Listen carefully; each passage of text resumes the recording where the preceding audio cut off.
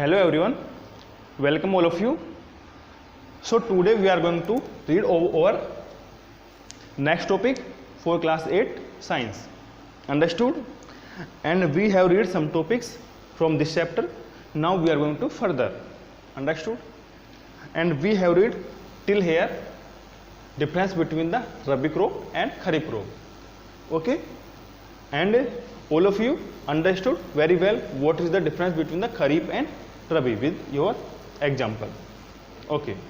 So next topic is what is the agricultural practice? The various activities that a farmer performs to produce a good crop are called agricultural practice. First, preparation of soil. The first step of crop cultivation is the preparation of soil. Turning and losing of soil bring the nutrition rich soil to the top so that plants can use these nutritions. अब देखो agricultural practice क्या होती है। Agriculture practice को हम बोलते हैं खेती बाड़ी करना। खेती बाड़ी हम क्यों करते हैं? कोई भी हम नई फसल उगाएंगे उसके लिए हम खेती बाड़ी करेंगे। ठीक है, तो ये बता रहा है कि एग्रीकल्चरल प्रैक्टिस में जो हम न्यू क्रॉप ग्रो करते हैं उसकी कौन कौन सी प्रोसेस होती है, कौन कौन से स्टेप इन्वॉल्व होती है, तो उन सबको हम बोलते हैं agricultural practice. Understood? The first step of the agricultural practice is the preparation of the soil. Preparation of the soil क्या होती है कि जब भी हम कोई नई फसल उगाते हैं तो उससे पहले हम सोइल को प्रिपेयर करते हैं फॉर द नेक्स्ट क्रॉप। ठीक है, तो प्रिपेयर कैसे करते हैं? तो सबसे पहले in this pic you can see a tractor is ploughing the field. एक ट्रैक्टर है जो कि खेत में जोत निकाल रहा है। उससे क्या होगा, जो सोइल है वो लूज हो जाएगी और जो लोअर लेयर में जो सोइल है, ठीक है, वो ब्लेंड या फिर टर्न होके टॉप पे आ जाएगी। ठीक है, और टॉप वाली सोइल नीचे लोअर लेयर में आ जाएगी और आपस में फिर ब्लेंड हो जाएगी और मिक्स हो जाएगी। जिससे क्या होगा, जो लोअर लेयर है सोइल की वो रिच होती है इन न्यूट्रिशन, उसमें न्यूट्रिशन ज़्यादा होते हैं तो आपस में मिक्स हो जाएगी। ठीक है, और न्यूट्रिशन पूरी सोइल में प्रॉपर हो जाएंगे जिससे जो हमारे फसल ग्रो करेंगे वो प्रॉपर तरीके से न्यूट्रिशन को एब्जॉर्ब कर पाएंगे। ठीक है, तो आप समझ गए प्रिपरेशन ऑफ द सोइल क्या होती है। प्रिपरेशन ऑफ द सोइल में हम सबसे पहले फील्ड में जोत निकालते हैं। खेत में जोत निकालने से क्या होता है, जो सोइल हमारी वो ये तो लूज हो जाती है और दूसरा जो सोइल है उसके नीचे वाली लेयर में न्यूट्रिशन की मात्रा ज़्यादा होती है कंपेयर टू टॉप लेयर। तो जोत निकालने से वो पूरी सोइल आपस में ब्लेंड हो जाती है या फिर मिक्स हो जाती है। तो मिक्स होने से क्या होएगा, जो न्यूट्रिशन है पूरी सोइल में इक्वली डिस्ट्रीब्यूट हो जाएंगे। ठीक है, यूनिफॉर्म हो जाएंगे जिससे हम न्यू फसल ग्रो करेंगे वो इजीली उसको एब्जॉर्ब कर पाएगी और we can get a good crop. Understood? And now is the second step is the sowing of seed. यानी कि खेतों में हम जो बीज डालते हैं, ठीक है, बीज डालने को हम बोलते हैं sowing of the seed. In this pic you can see, देखो ये बीज डाल रहा है एक करके और यहाँ पे ये बीज डाल रहा है। ये किसान है, फार्मर है। आपने खूब देखा होगा गांव में बीज कैसे डालते हैं, या तो ऐसे फेंकते हैं पूरे खेतों में, ठीक है, या फिर एक एक लगाते हैं। तो देखो ये क्या कर रहा है, बीज लगा रहा है। तो the process of seeding is called the sowing of seed. The process of जो खेतों में जो ये बीज डाल रहे हैं, ठीक है, जो सीड को मिट्टी में लगा रहे हैं उसी को हम बोलते हैं sowing of the seed. Process of putting seed in the field is called the sowing of seeds. Okay, and over the next step is manuring. अब देखो, अब हमने बीज डाल दिया, अब थोड़े दिन क्या होंगे, थोड़े दिन बाद में जो सीड्स हैं हमारे बीज हैं उनसे नई फसल धीरे धीरे ग्रो करेगी। अब फसल ये ग्रो कर गई थोड़ी सी, अब ग्रो करने के बाद में फसल को थोड़ी सी न्यूट्रिशन की आवश्यकता ज़्यादा होती है। ओके, या फिर हमको आउटपुट होता है वो ज़्यादा चाहिए क्रॉप का। तो ज़्यादा आउटपुट करने के लिए हम उसमें एक्स्ट्रा न्यूट्रिशन डालते हैं थ्रू द मैन्यूरिंग। अब मैन्यूरिंग क्या होती है, एक तरह से खाद डालना। हम खाद भी दो तरह से डालते हैं, एक तो होता है केमिकली, केमिकल कैसे, हम मार्केट से लाते हैं यूरिया वगैरह वो डालते हैं, और दूसरा नेचुरल होता है। नेचुरल होता है जो हमको जानवर होते हैं हमारे गाय या भैंस, जो उनके गोबर से मिलता है, उसको हम बोलते हैं नेचुरल। देखो ये नेचुरल खाद है और ये केमिकली खाद है।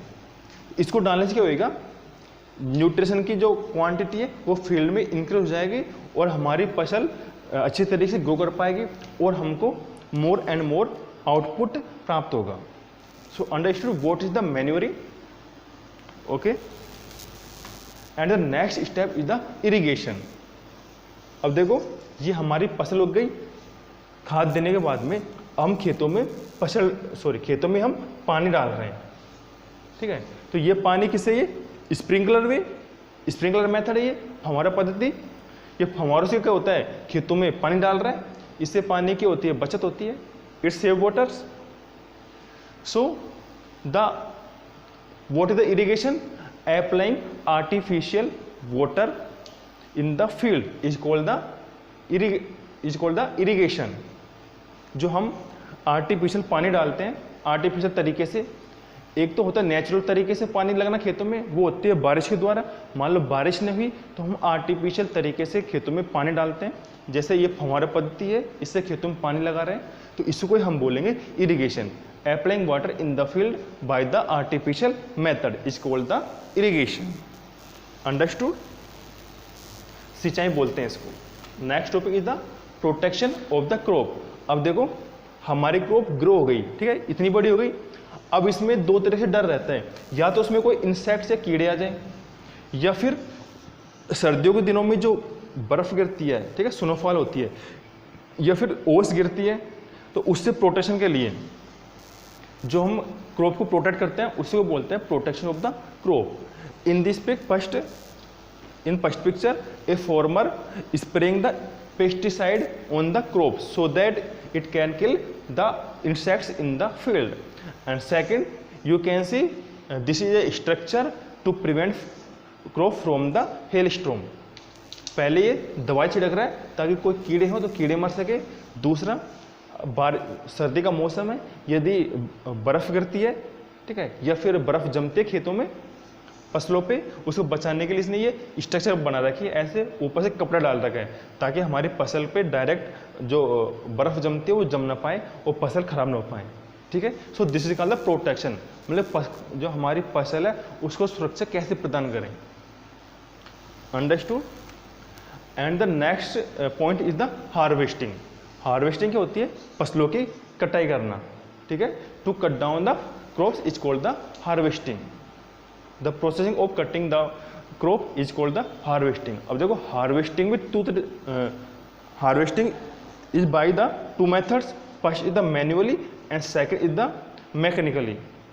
जो फसलों की कटाई होती है वो भी दो तरीके से करते हैं, एक जो किसान है वो हाथों से काट रहा है और दूसरा मशीनों से काट रहा है, ठीक है। So this is the harvesting, आपने बहुत देखा होगा ये तो। अंडरस्टूड। अब देखो नेक्स्ट स्टॉप है स्टोरेज। अब हमने जो फसल उगाई थी, हमको जो उसका आउटपुट मिला था, उसका जो फसल उगाई थी, हमको जो फसल उगाने के बाद में हमको जो फल प्राप्त हुआ था, ठीक है, फसल का प्रोडक्ट्स प्राप्त हुआ था, उसका हम स्टोर करके रखते हैं। स्टोर एक तो ऐसे वेयर हाउस बने होते हैं बड़े बड़े, वहाँ पर स्टोर करते हैं, और या फिर आपने जो विलेज एरिया में देखा होगा ऐसे बनाते हैं, आर्टिफिशियल स्ट्रक्चर बनाते हैं ऐसे घास फूस से, यहाँ पर स्टोर करते हैं। या फिर बड़ी जो कंपनी होती है वो स्टील टैंक्स में स्टोर करती है, okay. So storing the product of crops is called the storage facility, okay. तो गोदाम में जो अनाज इकट्ठा करते हैं, अपन घरों में भी अनाज कलेक्ट कर देते हैं, उसको हम बोलते हैं storage. Understood. And next is the agricultural implements. Understood? So what is the agricultural implements?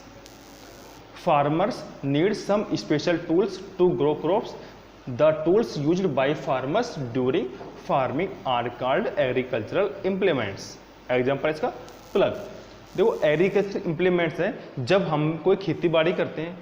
अभी पिछले स्टेप में हमने जो खेती बाड़ी के तरीके दिखाए थे कि क्या करते, कैसे फसल उगाते हैं, कैसे खाद डालते हैं, कैसे पानी डालते हैं, कैसे कटाई होती है, फिर कैसे उसको स्टोर करते हैं। पूरी स्टेप थी। अब उन स्टेप को करने के लिए हमको जो जो टूल की आवश्यकता होती है उसको हम बोलते हैं agricultural implements. Okay, the tools which required us to grow a crop is called the agricultural implements. Okay, the requirement of the tools to grow a crop is called the agricultural implements. First is the plough. देखो, सबसे पहले हमने preparation of the field soil किया था। Soil को prepare किया था कैसे? जोत निकाल के, किसकी हेल्प से? प्लग, हल की हेल्प से। तो ये हल दिख रहा है, ठीक है। तो एक इम्प्लीमेंट्स तो ये हो गया एग्रीकल्चर का।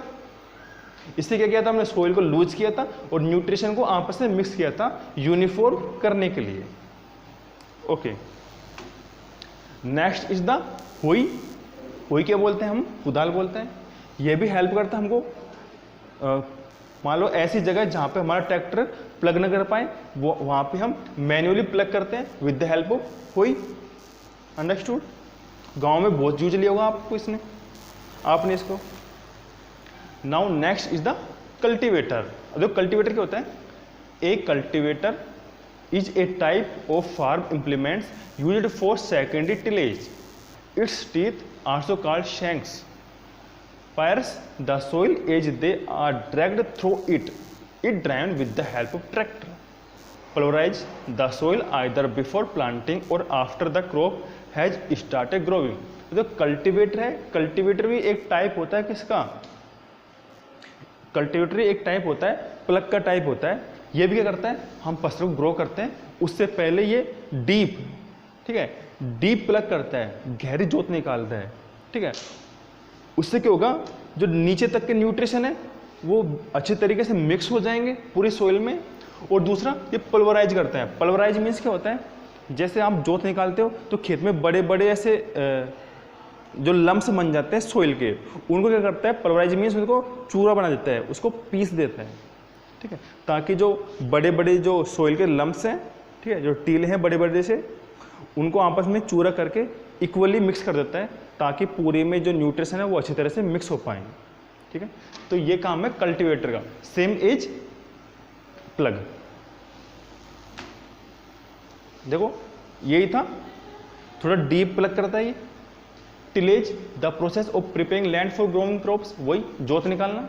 And provide to crush soil lumps into fine powder. ये बताया था कि जोत निकालने पर अगर जो बड़े बड़े टीले बन जाते हैं, ठीक है, खेत में आपने देखा होगा, तो उनको हम बारीक पीस देते हैं ताकि जो न्यूट्रिशन है उस टीले में भी प्रॉपर तरीके से मिक्स हो जाए।